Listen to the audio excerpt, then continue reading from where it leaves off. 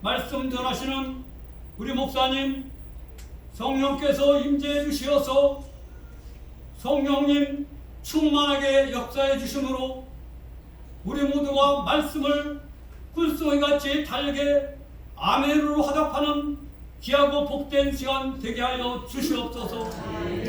우리를 사랑하시고 구원하시는 예수 그리스도의 이름으로 간절히 기도드리옵나이다.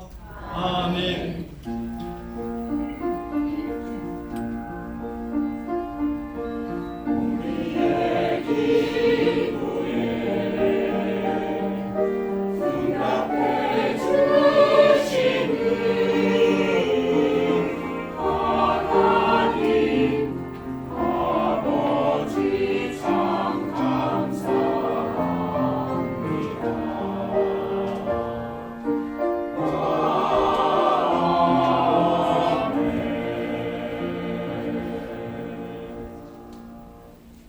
오늘 하나님께서 우리에게 주신 말씀은 신약성경 마태복음 6장 19절로 24절 말씀입니다. 하나님 말씀을 경청하시기 바랍니다. 너희를 위하여 보물을 땅에 쌓아두지 말라.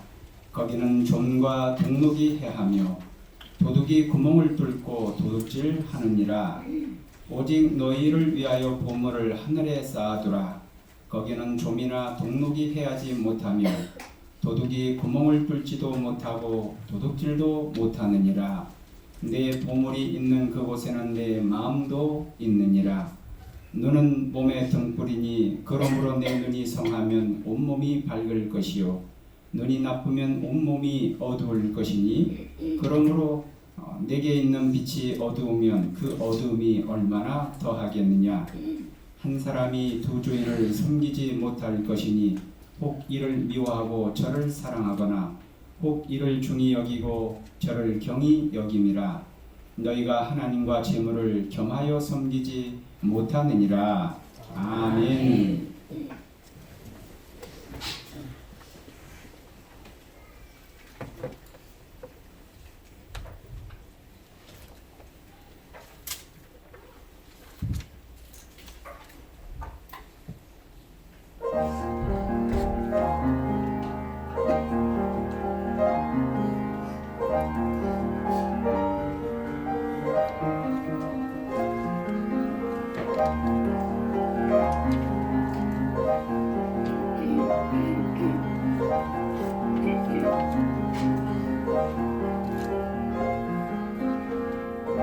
평생 주님만을 사랑하기 원해. 십자가에 늙으신 사랑 나 닮기 원하네. 어둠의 권세들이 나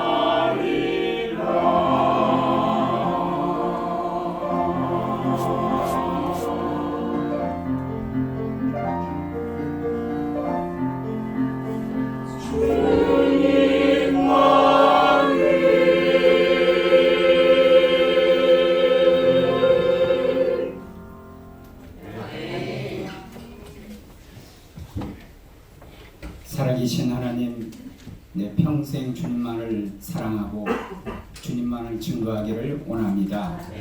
이 시간에도 주의 말씀 듣기를 원하오니 하나님께서 친히 이 종을 통해서 말씀하여 주옵소서. 전하는 이와 듣는 이 사이에 성령님 역사하셔서 이 시간에 하나님의 뜻을 잘 깨닫고 실천하여 열매 맺게 하여 주옵소서. 예수님 이름으로 기도하옵나이다. 아멘.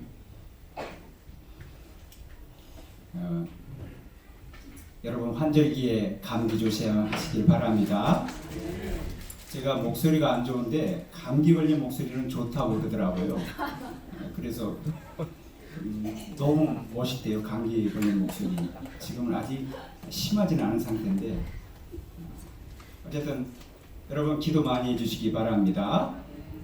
한 인터넷 기사가 눈길을 끌었는데 500억을 기부한 91세 영화배우 신영균 씨, 그분은 이렇게 말했는데 내 관에 성경책만 넣어달라. 이게 무슨 내용일까? 여러분 궁금하지 않아요? 그래서 한번 읽어봤어요. 이분이 신영균 씨, 저는 영화를 잘 안 보니까 모르는데 또 옛날 영화 배우예요. 유명한 분이에요. 미워도 다시 한번, 뭐 빨강 아우라, 뭐 굉장히 연상분에서 그 주연을 맡았던 영화 배우인데요. 이분이 독실한 크리스천이에요. 91세가 되었는데 이분이 1977년에 명보극장을 당시에 7억 5천만에 인수를 했는데 이것이 세월이 지나가지고 지금 60배 넘게 뛰었다는 거예요. 그런데 이제 91세가 넘었으니 자녀들도 다 성장하고 자녀들 자립을 다 하고 있으니 이제는 이것을 팔아서 500억을 사회에 환원하겠다 이렇게 선언한 거예요. 그리고 딸한테 내 관에다 다른 거 넣지 말고 성경책 한 권만 넣어달라. 너무 멋있지 않습니까? 이야, 진짜 이 사람 멋있다. 돈도 잘 벌었지만 쓰는 것도 잘 쓴 사람이구나, 그런 생각이 들었어요. 오늘 본문 보면요, 물질에 관해서 우리 그리스도인들이 어떠한 재물관을 가져야 될 것인지 우리 주님께서 설명하시는 내용이에요. 오늘 산상수훈을 계속 강의하고 있는데 하필이면 오늘 재물에 관한 건데 헌금에 관한 것이 나오는데 새신자들이 또 오늘 많이 오셔서 이걸 굉장히 지금 난처한 상황인데 그러나 저는 사람 눈치 보지 아니하고 하나님 말씀이니까 전하는 줄 믿습니다. 내가 사람 비유 맞추면은 나는 주의 종이 아니에요. 하나님 말씀만 전할 뿐입니다. 19절에 보니까 너희를 위하여 보물을 땅에 쌓아두지 말라. 왜? 거기에는 좀과 동룩이 해하며 도둑이 구멍을 뚫고 도둑질하느니라. 여러분, 동전을 이사할 때 보니까 동전이 장롱 밑에 숨겨져 있는 것이 있었는데 그 일부러 감춘 건 아니고 그쪽으로 굴러 들어갔겠죠. 그런데 오랜 세월 지나서 제가 12년 만에 이사를 했잖아요. 이사한지도 몰라요?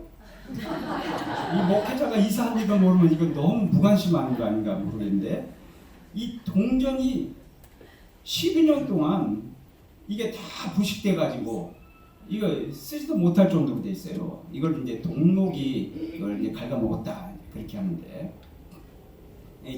좀도 있고 동록 이런 것들이 이 돈을 갉아먹는다. 그래서 너희 보물을 땅에 쌓아두지 말라. 거기는 안전한 곳이 아니다라는 거예요. 또 도둑이 와서 도둑질도 한다라는 거죠.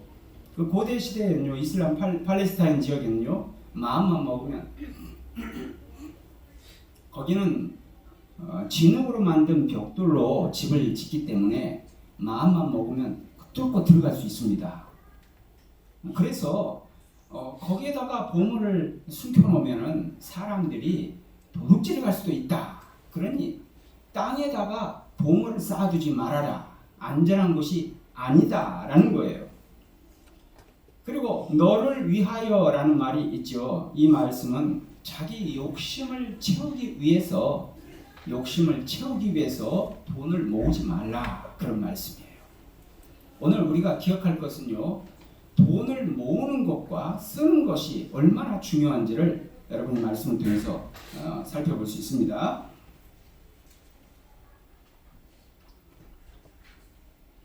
이 세상에서 재물을 쌓아두는 것은요, 안전하지 못하다 했죠.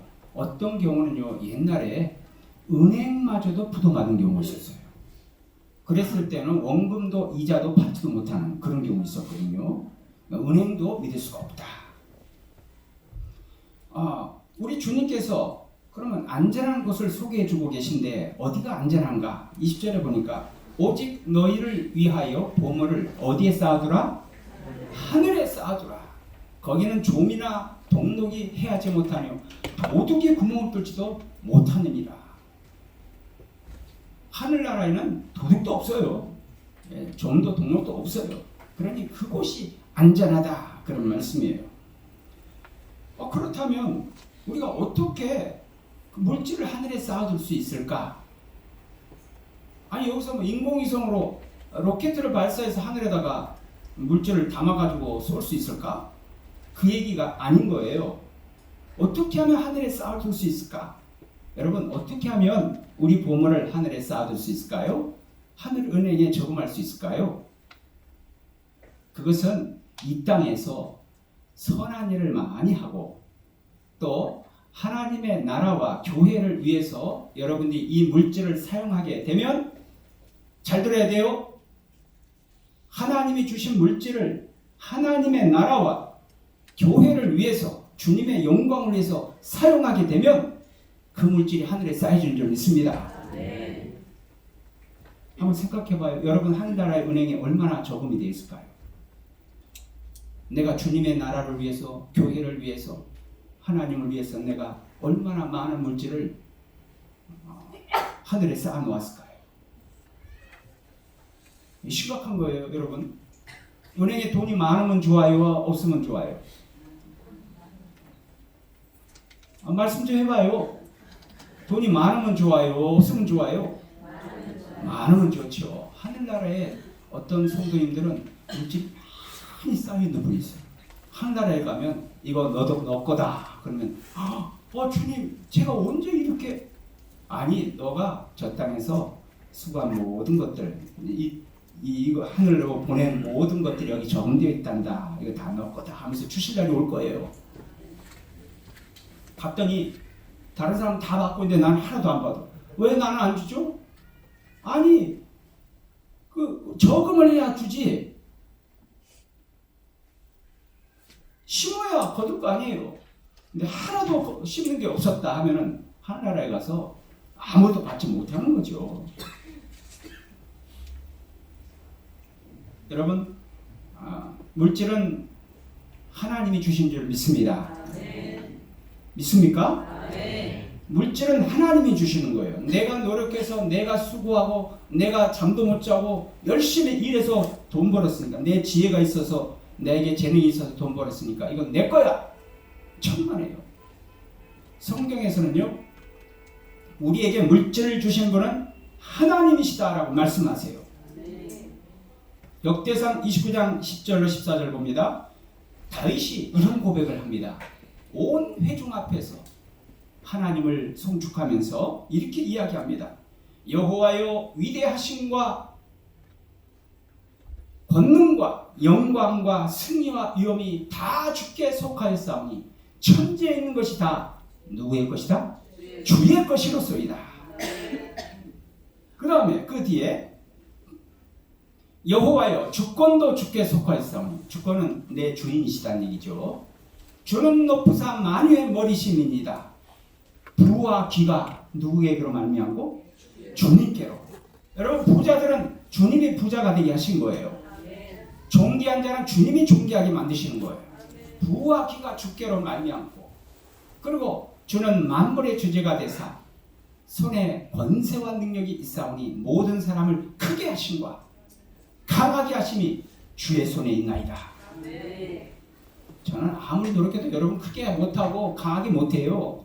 우리 하나님은 여러분을 높일 수 있는 분이세요. 그래서 다윗이 이렇게 고백합니다. 우리 하나님이여 이제 우리가 주께 감사하오며 주의 영화로운 이름을 찬양하나이다. 내 백성이 무엇이기에 이처럼 즐거운 마음으로 들을 힘이 있었나이까. 이 마지막 말씀이 중요한데 우리가 주의 손에서 받은 것으로 주께 드렸을 뿐입니다. 이 배경이 어떤 거냐면 다윗이 성전을 건축해 드리고 싶었어요. 하나님이 요구하지도 않으셨는데 자원해서 나는 이렇게 호화로운 이 왕궁에 거하고 있는데 우리 하나님의 법궤는 저렇게 초라한 곳에 있구나. 그것이 마음이 아팠어요. 그래서 하나님을 위해서 성전을 지어드려야지. 이 마음을 하나님이 아시고 너무 감격해 하시는 거예요. 야, 내가 너한테 성전 지어달라 하더냐? 이제껏 그 누구도 그런 생각 안 했는데 다윗은 그 생각을 한 거예요.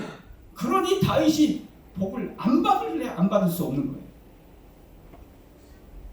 여러분에게 그런 마음이 있기를 바랍니다.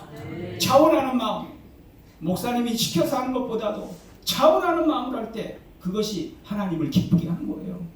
하나님이 얼마나 기쁘셨든지 다윗에게 너의 자녀들이 왕위가 끊어지지 않을 것이다.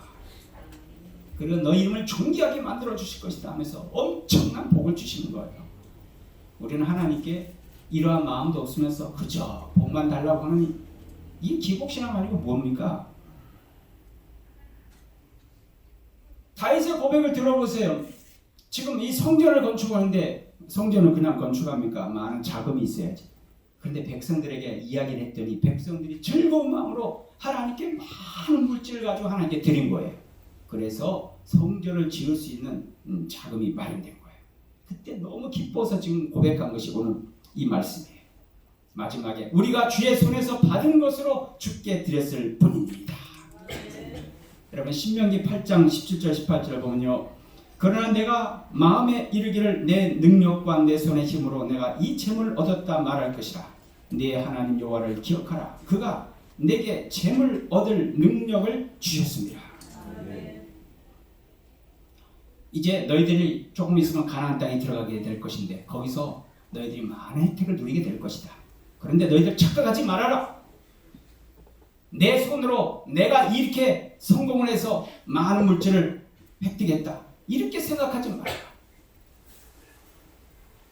우리 하나님께서 내게 재물 얻을 능력을 주셨습니다. 여러분 내가 돈을 버는 것은 다 하나님의 은혜입니다. 직장도 사업도 하나님의 은혜인 줄 믿습니다. 여러분 생각해 보세요. 내 가진 재능, 지식 이건 누가 주신 걸까요? 나에게 있는 모든 잠재력, 나에 있는 모든 능력, 그리고 모든 여러 가지 다양한 기술들 누가 주신 거예요? 우리 오세일 집사님 아주 이 실리콘 왕자거든요. 잘 쏴요. 실리콘 아주 그 부인 되신 이순영 권사님이 우리나라에서 1, 2 안에 든대요. 좀 과장되긴 했지만 그래서 얼마나 남편을 사랑하는지 이게 느껴져요. 이 실리콘 쏘는 쟤는 누가 주셨을까요? 내가 열심히 이제까지 몇십 년 동안 이거 갈고 닦은 아니 하나님이 능력 주신 줄 믿습니다.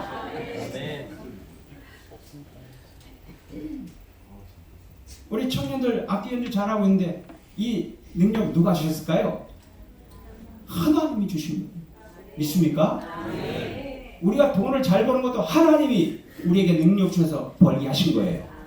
이거 잊으면 안 됩니다. 그러면 교만해져요. 모든 것이 주께로부터 말미암았습니다. 그래서 주님께 받았습니다. 그래서 내가 주님께 다시 드립니다. 이거예요. 오늘 21절에 보면 내 보물이 있는 곳에는 내 마음도 있느니라. 그럼 사람의 물질과 마음은 깊은 연관성이 있어요. 주머니에 돈이 하나도 없고 지갑에 돈이 하나도 없을 때 여러분 마음이 좀 어때요? 남자분들 지갑에 돈도 하나도 없고 주머니에 돈도 하나도 없어요. 그러면 어떨까요? 이상하게 굉장히 힘이 그냥 푹이 죽어가지고, 그런데 돈이 이 지갑에 돈이 이만큼 있고 주머니에 돈이 많으면 어떨까요? 이상하게 막 힘이 생기네. 이 돈과 마음이 깊은 연관성이 있는 거예요. 그래서 돈이 있는 곳에 마음이 있다는 말씀은 진짜 진리입니다. 여러분, 세상에 은행이 많이 있지만 제가 좀 마음에 가는 은행이 어딘지 아세요? 농협이에요, 농협. 왜냐하면 내가 농협하고 거래하고 내 돈이 거기 있으니까. 국민은행 관심도 없어요. 신한은행 관심도 없어요. 그런 거예요. 물질 있는 곳에 마음이 있는 거니까. 여러분의 보물이 하늘나라에 있다면 여러분 마음은 어디가 있을까요? 하늘나라로 가 있는 거예요. 이 땅에 보물이 있다면 이 땅 것에 추구하는 거예요. 내가 사랑하는 사람에게 선물을 하나 해줬어요. 그런 선물만 해준 것이 아니고 거기에 무엇이 담겨 있을까요? 마음이 담겨 있는 거예요. 여자분들은 그렇게 비싼 거 원치 않으니까 남자분들은 잘 들어요. 무조건 비싼 것만 사주려고 하지 말고 마음을 담아 드려요. 목사님이랑 똑바로 하세요.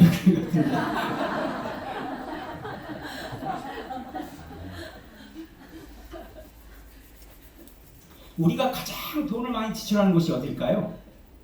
거기에 우리 마음이 있어요. 우리가 돈을 많이 지출하는 곳 있죠. 대부분 자녀들 양육하는 데 돈이 많이 지출되죠. 그러니까 우리 자녀들에게 얼마나 많은 관심을 가지고 있어요.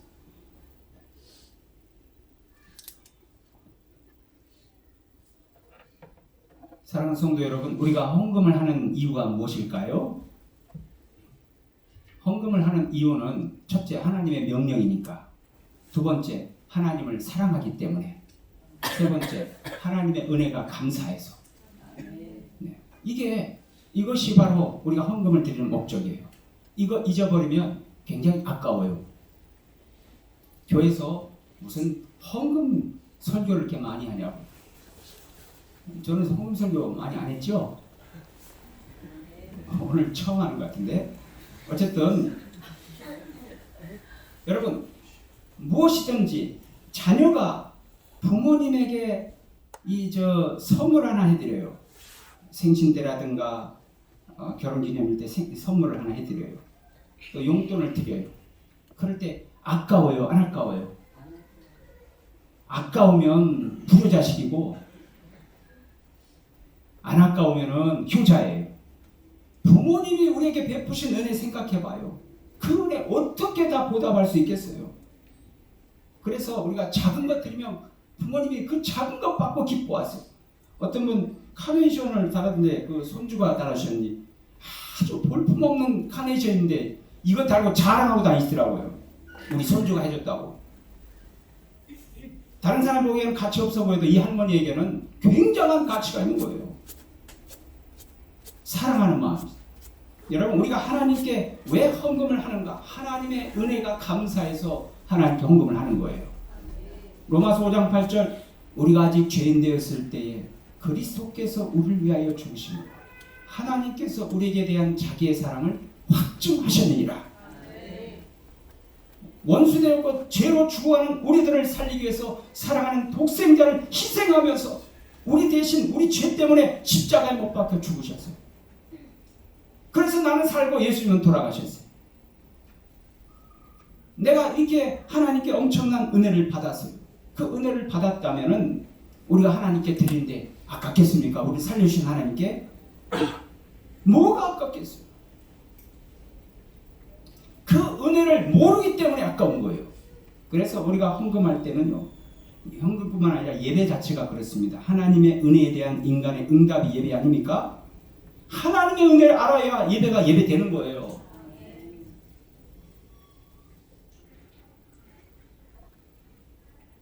여러분, 요즘에 헌금 생활 잘하고 계십니까? 11조는 잘하고 계시나요?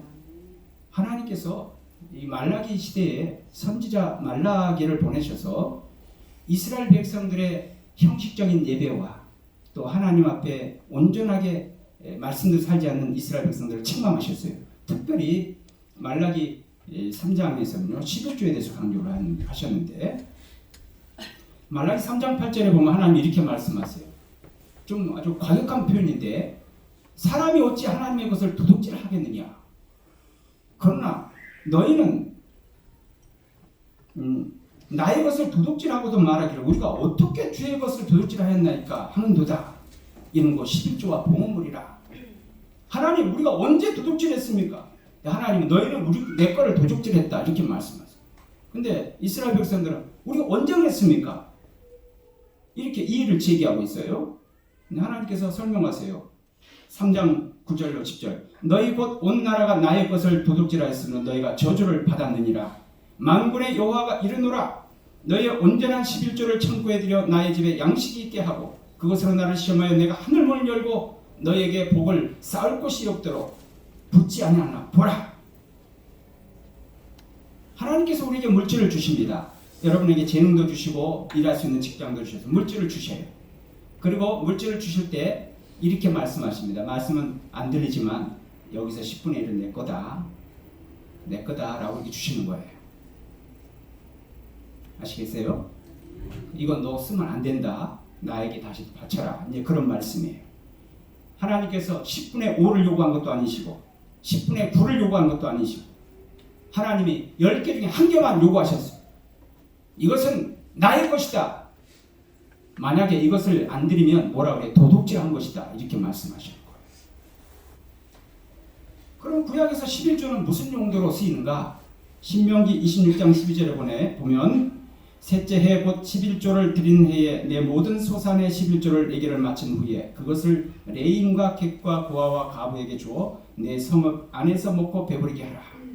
그 당시에 하나님의 그 장막에서 수종드는 레위인들이 있었어요. 제사를 집리하는 레위인들. 이 사람들에게는 기업을 하나님이 안 주셨어요. 그래서 다른 지파들이 그들을 섬기도록 그렇게 만들어 놓으셨어요. 하나님이 제도적으로. 무슨 말인가 하면은 이 레위인들은 제사장과 레위인들은 따로 기업이 없으니까 오늘날 말하면 직장이 없는 거예요. 오직 교회 일에만 전념하는 거예요. 그러면 교회는 어떻게 해야 되는가 하면 그런 사람들을 생활을 책임져야 되는 그런 의무가 있는 거예요. 그래서 그 11조를 가지고 레위인이라든가 또 나그네 또 부모가 없는 고아들 그리고 생활 경제력이 없는 과부들 이들을 돕기 위해서 이 11조를 내라고 말씀하셨어요. 오늘도 우리 교회에서 유급 사역자들, 목회자들과 또 유급 사역자들이 이런 11조를 통해서 사례를 받는 거예요. 그리고 구제비로 또 쓰는 것이고 교회를 운영하는 데 쓰는 거예요. 그런데 어떤 목사님들은 11조 얘기하면 사탄이라고 얘기하는데 그분 신앙을 좀 의심할 수밖에 없어요. 11조라든가 안식일법이라든가 음식법이라든가 많은 것들 지난번에 설명했습니다만 의식법은 예수님의 십자가로 해서 다 폐지됐는데 그러나 중요한 것은 그 정신은 남아있다는 거죠. 예수님께서도 11조에 대해서 하지 마라 이렇게 한 적은 없어요. 이것도 행하고 저것도 행해야 될 것이다 말씀하셨어요. 그리고 안식일도 주일로 그 정신이 계승되는 거죠. 그러니까 하나님이 구약 성경에 왜 그 말씀을 하셨을까? 하나님의 뜻이 거기 담겨 있는 거예요. 여러분이 11조 하기 싫다면 말라기 3장 말씀을 칼로 찢어가지고 그냥 버리세요. 하나님 말씀은 다 이유가 있고 뜻이 있는 줄 믿습니다. 거기 하나님의 뜻이 담겨 있어요. 하나님은 우리를 복주기 원하시는 거예요.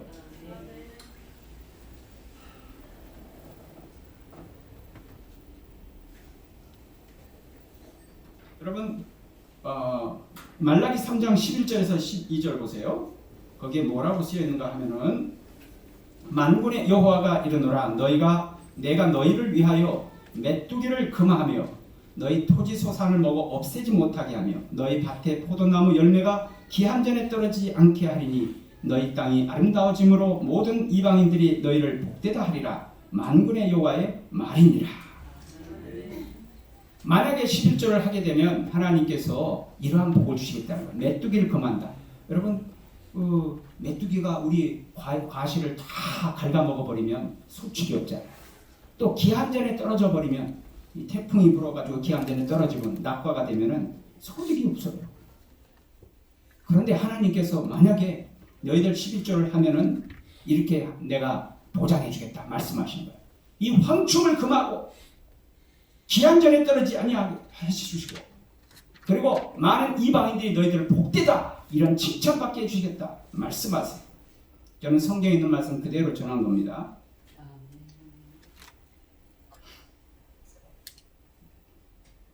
사랑하는 성도 여러분, 하나님 말씀에 순종하시기를 바랍니다. 사람은 계산하지 않아요. 우리 주님께 드리는 것이 아깝다, 그럼 드리지 마세요. 우리 주님께 받은 그 사랑 얼마나 큽니까? 그 아까우면 드리지 마세요.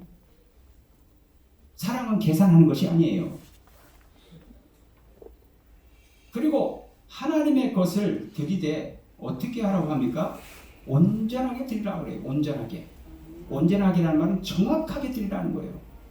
여러분, 성도님들이 생활이 어렵다고 가령 11조를 10만 원 하는데 5만 원만 드리겠다, 그건 온전한 것이 아닌 거죠.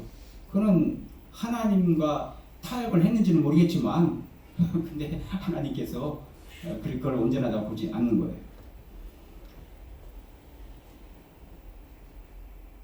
그리고 여러분, 11조 드리는 것이 즐거운 습관이 되시기를 바라요. 저는 11조를 좀 많이 드리고 싶은 마음이 있어요. 근데 목회자가 이런 말하기는 좀 그래. 저보다 우리 성도들이 11조를 좀 많이 드리면 좋겠다 싶어요. 그게 축복의 말이에요, 저주의 말이에요? 저기 한학교에, 우리 저 강화동에 있는 한학교에 제가 존경하는 목사님인데, 이 목사님은 이렇게 기도했대요. 11조 1,000만 원 하는 분 3명 달라고 기도했대요. 1,000만 원이면 한 달에 얼마 버는 거예요? 나보다 계산이 빠르네. 1억이에요, 1억. 그런데 2명이 지금 나온 거예요. 2명. 그래서 지금 캄보디아 가는 것도 거기서 경비 다 되는 거예요. 저희는 이제 항공료만 내는 것이고. 목사님 얼마나 많이 지역을 섬기는지 몰라요. 그 다음에 연말이 되면 또 이 어려운 교회들을 위해서 또 500만 원 기탁하고 그래요. 그 장모님이. 그분이 이제 교회 건축을 하셨는데, 건축한 이후로 엄청나게 또 하나님 복을 받았어요. 그분 우리 교회 오라고 할 수도 없는 것이고. 어쨌든 우리 교회에서 그런 분이 좀 나오기를 원해요. 저는 우리 교회 이 CEO들이 좀 많이 나오기를 원하고, 또 그런 분들이 들어오기를 또 기도하고 있어요.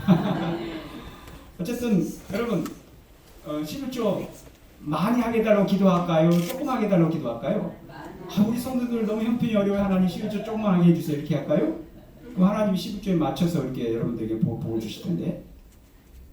어쨌든 내 입을 넓게 열라, 내가 채우리라.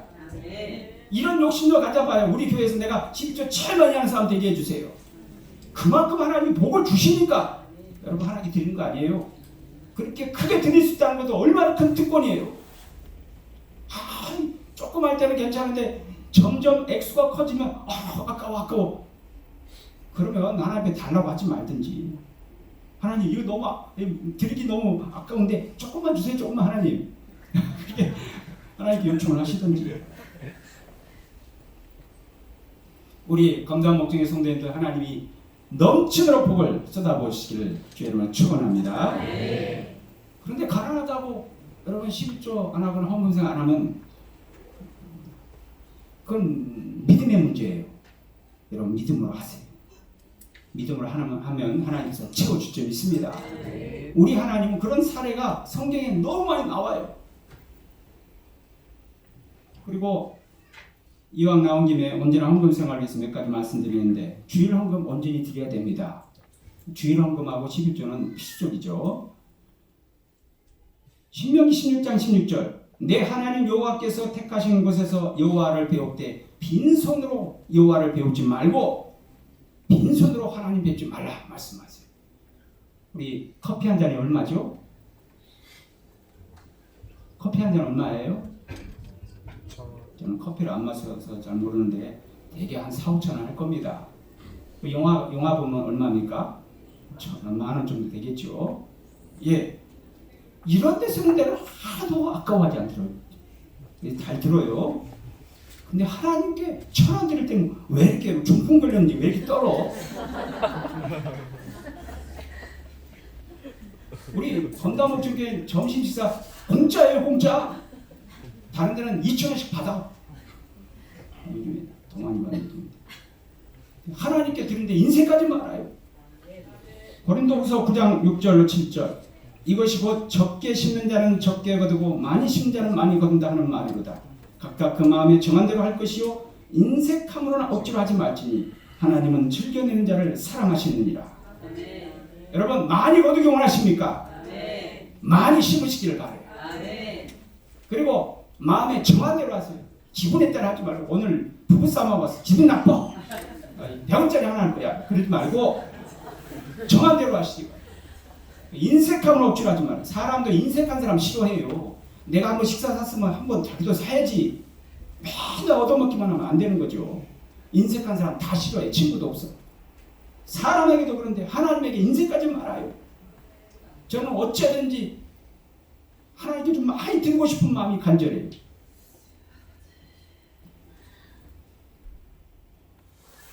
그런데 갑자기 22절로 23절을 보니까 주님께서 재물에 대해서 말씀하시다가 눈에 대해서 얘기를 하세요.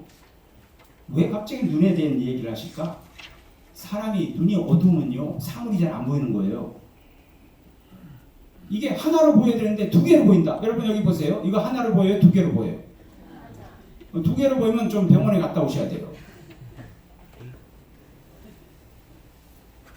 재물에 집착한 사람은요 눈이 어두워져요. 그래서 하나님이 잘 안 보여요. 영적인 분별력이 없어지게 되는 거예요. 그래서 사람들이 이런 말 많이 쓰죠. 재물에 눈이 어두웠다. 왜 하필이면 재물에 코가 어두워졌다. 뭐 이렇게 한다거나 재물에 입이 어떻게 됐다. 이렇게 얘기하는데 재물에 눈이 어두웠다. 이렇게 얘기하잖아요. 이성의 눈이 멀었다. 그 다음에 욕심의 눈이 멀었다. 눈하고 관계되는 거예요. 그래서 돈에 눈이 멀면 하나님이 안 보이는 거예요. 24절에 우리 주님이 이렇게 말씀하십니다. 한 사람이 두 주인을 섬기지 못할 것이니 혹 이를 미워하고 저를 사랑하거나 혹 이를 중히 여기고 저를 경히 여기니라.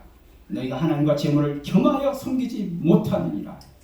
한 사람이 두 여인을 사랑할 수 없는 거예요. 그렇게 해서도 안 되는 거예요.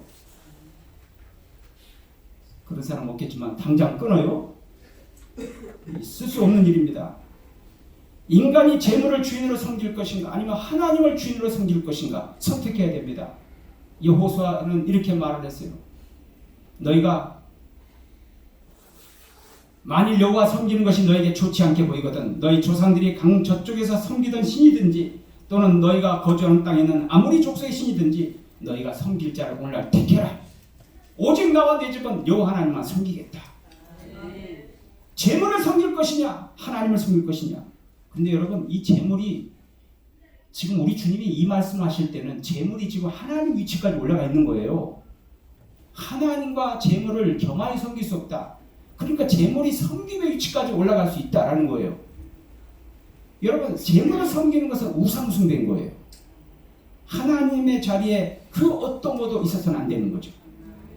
자식이 하나님의 자리에 있다면 그 하나님이 그 기뻐하지 않았어요. 그 자식이 우상이에요.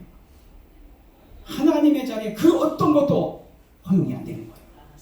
그런데 하나님과 재물을 겸하여 섬긴다? 양다리 걸친다? 있을 수 없는 일이죠. 하나님은 우상 숭배를 싫어하세요. 오늘날 많은 그리스도인들이 우상 숭배에 빠져 있어요. 지난번에 신선미 자매 잠깐 와서 얘기했지만 그렇게 신령한 이 구슬을 하고 신을 내린 사람 아닙니까? 그 사람이 변화되어 예수 믿었는데 이 사람을 찾아온 고객의 20%가 크리스찬이라는 거예요. 집사, 권사님들이 찾아온다는 거죠. 하나님이